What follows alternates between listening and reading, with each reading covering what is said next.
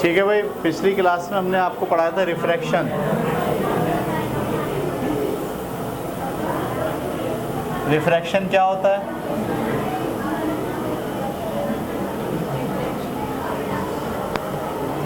रोशनी जब किसी light medium से किसी डेंस मीडियम में दाखिल होती है तो वो अपना रास्ता बदल लेती है और परपेंडिकुलर की जानिब झुक जाती है। इस फेनोमेना को आप क्या कहते हैं? रिफ्रैक्शन। सही है। इसकी मिसाल आपने पानी में अगर आप कोई चीज़ डालें, पेंसिल, तो आपको पेंसिल सीधी नहीं नज़र आती। चेक किया आप लोगों ने कभी ऐसा या नहीं? पिछली दफ़ा मैंने दिखाया क्लासरूम में या नहीं? दिखाया था ना। आप अगर गिलास में पानी ले लें और उसमें पेंसिल ऐसे डाल दें तो पेंसिल को सामने से देंगे तो आपको पेंसिल सीधी नहीं दिखेगी। पेंसिल पानी के बाहर कुछ और दिखेगी, पानी के अंदर थोड़ी सी तिरछी दिखेगी। वजह क्या है? वजह ये है कि पानी में से जो रोशनी आ रही है आपके पास वो किसी और मीडियम से आ रही है और हवा में से जो रोशनी आ रही है वो किसी और मीडियम से आ रही है। तो दोनों मीडियम में से रोशनी जो आएगी वो एक जैसी नहीं होगी। तो रोशनी जब किसी लाइट मीडियम से, फ़र्ज़ कीजिए हमारे पास एक शीशे का टुकड़ा है, ठीक है, और इसमें से हम रोशनी गुजारना चाहते हैं। ये लाइट मीडियम है यानी हवा, और ये डेंस मीडियम है यानी शीशा, ठीक है। तो रोशनी जब किसी लाइट मीडियम से आएगी तो उसके परपेंडिकुलर के साथ जो एंगल बनाएगी, गुजरना तो चाहिए उसको इस रास्ते से सीधा, लेकिन रोशनी बजाय सीधा गुजरने की क्या होगा? अपने परपेंडिकुलर की जानिब झुक जाएगी। जब बाहर निकलेगी तो फिर उसी तरह से हो जाएगी जैसे आ रही है। तो ये रोशनी का आना और रोशनी का मीडियम में से गुजरना, दोनों के रास्ते डिफरेंट होंगे। रोशनी परपेंडिकुलर के साथ जो एंगल बनाती है उसको हम कहते हैं एंगल ऑफ इंसिडेंट, और जब किसी मीडियम में रोशनी अपने परपेंडिकुलर के साथ एंगल बना रही होती है उसे कहते हैं एंगल ऑफ रिफ्रैक्शन। सही है। तो एंगल ऑफ इंसिडेंट बड़ा होता है और एंगल ऑफ रिफ्रैक्शन छोटा होता है। तो पूरी बात क्या बोलेंगे? रिफ्रैक्शन क्या है? लाइट का एक फेनोमेना है या लाइट की एक प्रॉपर्टी है, वो अजीब तरह से इजहार करती है। लाइट क्या इजहार करती है? कि वो डेंस मीडियम में कुछ और तरीक़े से चलती है और लाइट मीडियम में कुछ और तरीक़े से चलती है। सही है। तो लाइट मीडियम में जब रोशनी आती है तो किसी डेंस मीडियम में जब वो दाखिल होती है तो उसके परपेंडिकुलर की जानिब झुक जाती है। अच्छा, इसी को उल्टा कर दो। डेंस मीडियम से रोशनी जब लाइट मीडियम में जाएगी तो अपने परपेंडिकुलर से दूर हट जाएगी। जैसे यहाँ देखें आप, अगर मैं यहाँ पर एक परपेंडिकुलर बना लूँ तो ये डेंस मीडियम में ये वाला एंगल बना रही है, और जब डेंस से निकल रही है तो कौन सा एंगल बना रही है? तो जब डेंस मीडियम से रोशनी आती है लाइट मीडियम में तो परपेंडिकुलर से दूर हटती है, और जब लाइट मीडियम से डेंस मीडियम में आती है तो परपेंडिकुलर की जानिब झुक जाती है। इस फेनोमेना को हम कहते हैं रिफ्रैक्शन।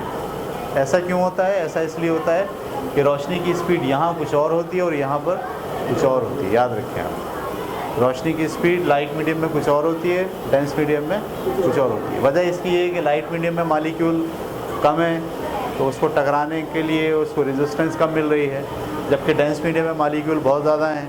तो जब रोशनी गुजर रही है तो उसको टकराने के लिए मॉलिक्यूल बहुत मिल रहे हैं, इसलिए वो उसकी स्पीड पहले के मुकाबले में क्या हो गई? कम हो गई। डेंस मीडियम में उसकी स्पीड कम हो जाती है। तो असल में ये जो मीडियम होता है, ये मीडियम कितनी स्पीड कम कर रहा है, या लाइट मीडियम के मुकाबले में या स्पेस के मुकाबले में उस मीडियम में रोशनी की स्पीड को कम करने की सलाहियत क्या है? इस रेशो को आप उस मीडियम का रिफ्रैक्टिव इंडेक्स कहते हैं। रिफ्रैक्टिव इंडेक्स, ये पिछले क्लास में मैंने आपसे डिस्कस कर लिया था और इसको मज़ीद आप रिपीट कर रहा हूँ मैं ये, और उसको जाहिर किससे करते हैं? म्यू से। इसका मतलब है म्यू क्या होता है? स्पीड ऑफ लाइट,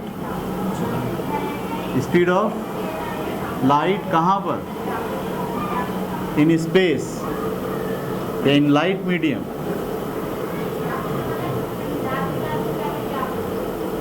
और नीचे क्या लिखेंगे, speed of light in dense medium, इसके दरमियान जो रेशो होती है वो क्या होती है, उस मीडियम का रिफ्रैक्टिव इंडेक्स होता है। ठीक है, मिसाल के तौर पर ये वाली स्पीड हमेशा ज़्यादा होगी, क्योंकि रोशनी की स्पीड हवा में या आप स्पेस में देखें तो कितनी होती है, 3 × 10⁸ लेकिन जब वो किसी मीडियम में आएगी तो इसका क्या मतलब होगा, इसका मतलब वो वहाँ इसकी स्पीड कम हो जाएगी। तो इसका जवाब हमेशा जो है वो किस में आ रहा होगा, 1 पॉइंट समथिंग आ रहा होगा। हमारे यहाँ जो गिलास है उसमें म्यू की वैल्यू क्या होती है, 1.4 से लेके 1.56 तक होती है शीशे के अंदर।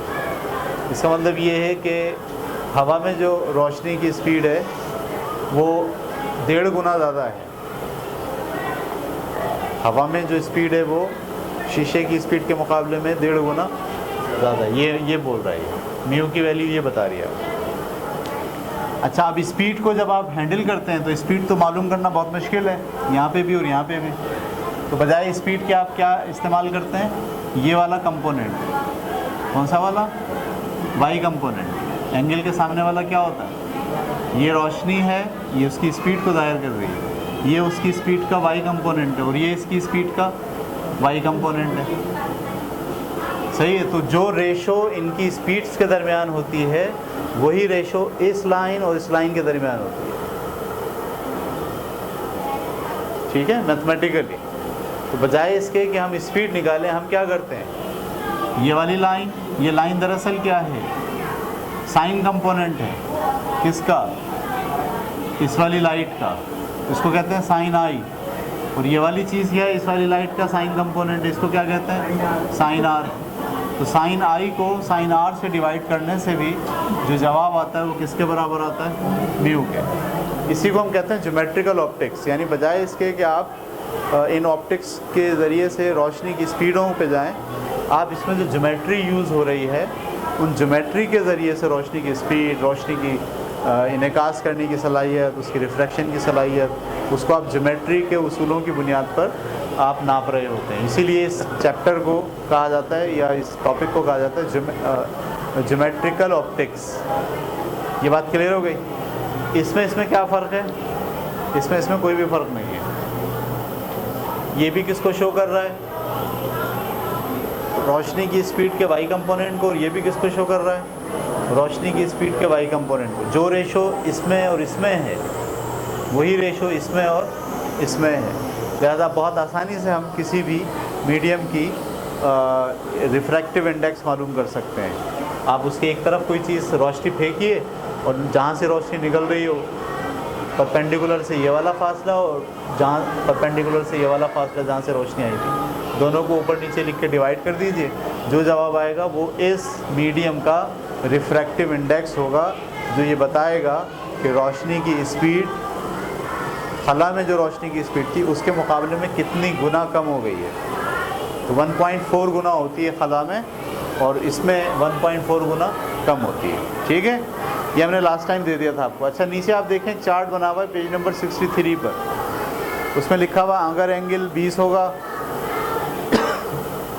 तो एंगल आई कितना होगा, 20, तो एंगल आर कितना होगा, 13। अगर 30 होगा तो 19, 40 होगा तो 25, 50 होगा तो 31, 60 होगा तो, इसी तरह से इन्होंने एंगल डिफरेंट आपको बताएं, और 70 होगा तो 39। ठीक है, ये हमने टॉपिक पढ़ लिया। आगे चलते हैं। अब ये कंक्लूजन ज़रा आप पढ़ लें सारे लोग जल्दी से। इसको ऑफ करें, इस पूरी बात। ठीक है, ये वाली चीज़ क्या कहलाती है, स्नेल्स लॉ, स्नेल का कानून। ये बाद में स्नेल का कानून है, असल में ये सबसे पहले किसने बयान किया है, सारी चीज़ें इब्नुल हैशम साहब ने बयान की हैं सबसे पहले। पूरी जो ज्योमेट्रिक ऑप्टिक की बुनियादें हैं वो किसने प्रोवाइड की हैं आपको, इब्नुल हैशम साहब ने। वो सब बता चुके थे, बाद में फिर इन लोगों ने अपने नाम से इन कवानीन को बयान किया है।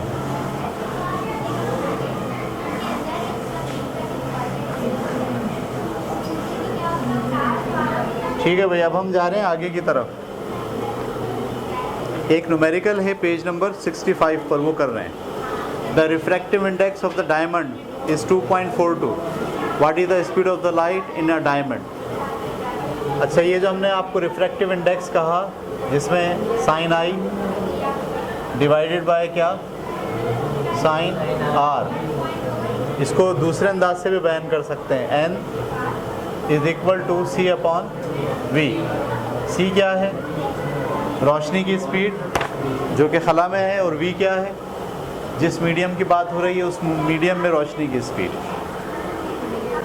इसकी बुनियाद पर एक सवाल है आपके पास। The refractive index of the diamond is 2.42। What is the speed of the light in the diamond. तो क्या दिया हुआ आपको, रिफ्रैक्टिव इंडेक्स दिया हुआ है क्या, 2.42। अच्छा, याद रखना रिफ्रैक्टिव इंडेक्स का यूनिट नहीं होता। यूनिट क्या होता है, नहीं होता। क्यों? इसकी स्पीड की वेलोसिटी की जो यूनिट होता है वो मीटर पर सेकंड है, ऊपर आ जाएगा, और इसका भी मीटर पर सेकंड है। मीटर पर सेकंड से मीटर पर सेकंड कैंसिल हो गया, इसलिए कोई यूनिट नहीं होता। तो एन आपको दिया हुआ 2.42, और आपसे कहा गया what is the speed of the light in diamond. Diamond में लाइट की स्पीड मालूम करनी है, जबकि हमें पता है कि खला में रोशनी की स्पीड कितनी होती है, 3×10⁸ मीटर पर सेकेंड। अब आप क्या करेंगे, इस फार्मूले में पुट कर देंगे। n बराबर है c अपॉन v। c की जगह पे, n की जगह पे क्या लिखेंगे, 2.42, और c की जगह पे 3×10⁸, और नीचे क्या आएगा, v हमें मालूम करना है। v को यहाँ ले जाएं, इसको यहाँ ले जाएं, क्या जवाब आएगा, 1.24×10⁸ मीटर पर सेकंड। ये बात क्लियर हो गई। इसी पेज पे देखें नीचे, डायमंड का रिफ्रैक्टिव इंडेक्स कितना है, 2.417। गिलास का कितना है, 1.66। ये गिलास की किस्म है फ्लिंट, और गिलास जो क्राउन है उसका है 1.5, और प्रिस्पेक्स 1.49, वाटर 1.33, आइस 1.30, एयर 1.00, और वैक्यूम में एक का मतलब जितनी स्पीड वहाँ होगी उतनी स्पीड वैक्यूम में ही होगी। ठीक है, ये हमने टॉपिक सारे पढ़ लिए। अब हम चले गए पेज नंबर 66 पर। हमारा नया टॉपिक शुरू हो रहा है, total internal reflection. Total reflection. Chalk देखें कहाँ है, नज़र आ रही है कहीं, डब्बा है, देखें चाक का डब्बा लेकर आएँ या कहीं से चाक ले आएँ, 2-3 उस वाले रूम में होगा। ठीक है भाई, टोटल इंटरनल रिफ्लेक्शन, सही है।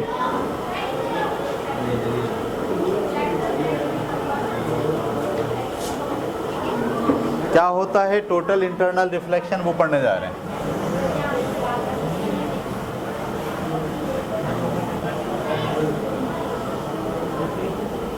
तो रिफ्रैक्शन क्या होता है, जब रोशनी किसी लाइट मीडियम से डेंस मीडियम में दाखिल होती है तो अपने परपेंडिकुलर की जानिब झुक जाती है। अच्छा, इसी को उल्टा करके कैसे बोलेंगे, जब रोशनी किसी डेंस मीडियम से लाइट मीडियम की तरफ जाती है तो वो अपने परपेंडिकुलर से दूर हट जाती है। ठीक है, इस यहाँ से हमको स्टडी करना है ये वाला टॉपिक। इसका नाम क्या है, टोटल इंटरनल रिफ्लेक्शन। ये क्या बात हुई, रिफ्लेक्शन, हम तो रिफ्रैक्शन पढ़ रहे थे।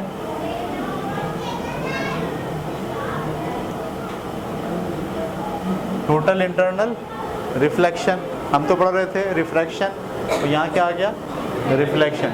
इसकी वजह है, देखिए गौर से, ये आपके पास शीशा है, ये क्या है, और ये इसका परपेंडिकुलर है। अब मैं इसके परपेंडिकुलर से यहाँ से रोशनी ऐसे भेजूँ, परपेंडिकुलर से ख़ास एंगल बना के, ये वाला एंगल है, जब ये बाहर निकलेगी तो क्या अमूद की तरफ झुकेगी या दूर हटेगी? दूर हटेगी, इसलिए कि डेंस मीडियम से कहाँ जा रही है? लाइट मीडियम में। तो रोशनी यूँ जानी चाहिए, यूँ जानी के बजाय वो यूँ जाएगी, दूर हट गई। ये बात क्लियर हो गई? अगर मैं थोड़ा सा अपना एंगल चेंज कर लूँ, थोड़ा बड़ा कर दूँ ये वाला एंगल, तो ये वाला एंगल कहाँ जाएगा? यहाँ चला जाएगा। अगर मैं और एंगल बड़ा कर दूँ ऐसे, तो एक वक्त ऐसा आएगा कि ना ये वहाँ जाएगी ना ये यहाँ आएगी, बल्कि इस दोनों मीडियम के बीच में चलना शुरू हो जाएगी। समझ में आ रही बात आप? यानी अगर आप डेंस मीडियम से रोशनी लाइट मीडियम में भेज रहे हैं तो वो रोशनी अपने परपेंडिकुलर से दूर हटेगी। अगर आप एंगल बड़ा करते जाएं तो वो दूर हटते हटते एक ख़ास एंगल पर वो वहाँ आ जाएगी जहाँ वो लाइट मीडियम में जाएगी ही नहीं और ना डेंस मीडियम में आएगी। लाइट मीडियम और डेंस मीडियम के बीच में गुम हो जाएगी। और अगर इससे बड़ा एंगल वाली रोशनी फेंकी जाएगी तो फिर वो बजाय इसके कि बाहर निकले, वो वापस उसी मीडियम में वापस आ जाएगी। तो वो एंगल जिसके बाद वाले एंगल से रोशनी अगर फेंकी जाए तो वो मीडियम में, दूसरे मीडियम में जाने के बजाय उसी मीडियम में वापस आ जाए। इस प्रोसेस को टोटल इंटरनल रिफ्लेक्शन कहते हैं। समझ पा रहे हैं मेरी बात? मैं अल्फाज में आप समझें। जब किसी मीडियम से रोशनी आप दूसरे मीडियम में भेजते हैं तो एक ख़ास एंगल के बाद रोशनी दूसरे मीडियम में नहीं जाती बल्कि वापस उसी मीडियम में लौट आती है। वो वाला एंगल जो ख़ास होता है उसको कहते हैं क्रिटिकल एंगल। क्या कहते हैं? क्रिटिकल।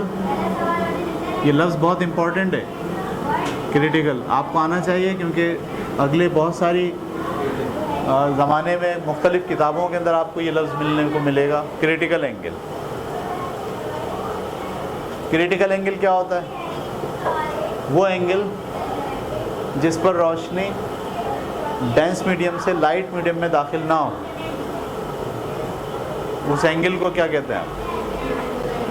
और इस एंगल से ज़्यादा एंगल पर अगर रोशनी भेजी जाएगी तो रोशनी लाइट मीडियम में जाने के बजाय वापस डेंस मीडियम में दाखिल हो जाएगी।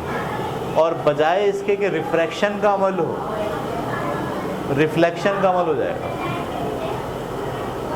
इसको कहते हैं टोटल इंटरनल रिफ्लेक्शन। उर्दू में कहते हैं कुल्ली दाखिली इनेकास। यानी रिफ्रैक्शन नहीं हुआ, टोटल क्या हो गया? रिफ्लेक्शन हो गया। क्यों हो गया? क्योंकि क्रिटिकल एंगल से ज़्यादा एंगल बनाकर रोशनी आपने भेजी थी डेंस मीडियम से। तो हर डेंस मीडियम का एक क्रिटिकल एंगल होता है। अगर उससे ज़्यादा रोशनी एंगल बना के निकलेगी तो बाहर निकलने के बजाय उसी मीडियम में वापस लौट के आ जाएगी, रिफ्लेक्ट हो जाएगी। रिफ्रैक्शन के बजाय कौन सा अमल होना शुरू हो जाएगा? रिफ्लेक्शन का अमल होना शुरू हो जाएगा। इस अमल को टोटल इंटरनल रिफ्लेक्शन कहते हैं। अल्फाज में कैसे बयान करेंगे? जब रोशनी एक मखसूस एंगल से ज़्यादा एंगल पर डेंस मीडियम से लाइट मीडियम में भेजी जाए तो एक मखसूस एंगल से ज़्यादा एंगल पर रोशनी लाइट मीडियम में दाखिल होने के बजाय वापस डेंस मीडियम में लौट आती है। इस प्रोसेस को, इस अमल को टोटल इंटरनल रिफ्लेक्शन कहा जाता है। और वो एंगल जिसके बाद ये होता है उस एंगल को हम क्या कहते हैं? Critical angle. जैसे हमारा जो शीशा है उसका क्रिटिकल एंगल कितना है? गिलास जो है उसका क्रिटिकल एंगल 37.0 है। और जो क्राउन ग्लास है जो हम लोग घरों में यूज़ करते हैं उसका क्रिटिकल एंगल कितना है? 41.2। इसका मतलब ये है कि अगर गिलास में आप 41.2 डिग्री के एंगल पर खड़े हैं, समझना इस बात को गौर से, मेरे और आपके दरमियान में एक शीशा लगा हो क्राउन वाला, मैं जब यहाँ खड़ा हुआ हूँ मुझ पर रोशनी पड़ के शीशे से गुजर के आपके पास आ रही है। अगर मैं बिल्कुल 90 डिग्री पे खड़ा हूँ तो आपको सीधा दिखेगा, लेकिन वो बच्चे जो 90 डिग्री पे नहीं है मुझसे, सही है, यानी मैं यहाँ खड़ा हूँ और मेरी रोशनी जो शीशे के परपेंडिकुलर के साथ कुछ एंगल बना रही है, तो जो दूसरी तरफ बच्चे हैं ना वो मुझे कहीं और देख रहे होंगे। समझ में आ रही बात आपको? कहीं और क्यों देख रहे होंगे? क्योंकि शीशे में से जब रोशनी गुजरी होगी ना तो वो सीधी नहीं गुजरी होगी, बल्कि वो अमूद की जानिब झुक गई होगी, तो वो बच्चे मुझे कहीं और देख रहे होंगे, हल्का सा डिफरेंट जगह पर, सही है। लेकिन मैं अगर थोड़ा और एंगल चेंज करता जाऊँ अपना, और एक वक्त ऐसा आ जाए कि उन बच्चों के साथ मेरा एंगल 41 से ज़्यादा हो जाए, तो वो बच्चे आईने के उस शीशे के पार मुझे नहीं देख पाएंगे। क्यों? क्योंकि मुझसे पड़ने वाली रोशनी जब शीशे से टकरा रही